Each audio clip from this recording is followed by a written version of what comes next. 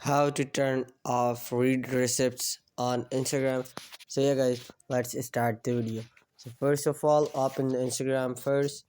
After that, you need to tap on your profile at the bottom right corner of the screen.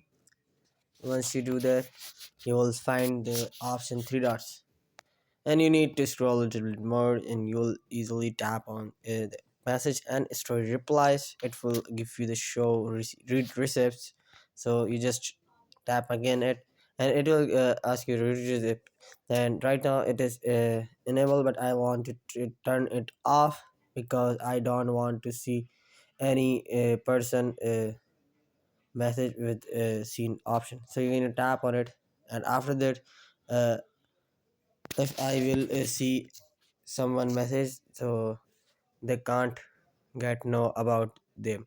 So yeah guys, this is how you can do it.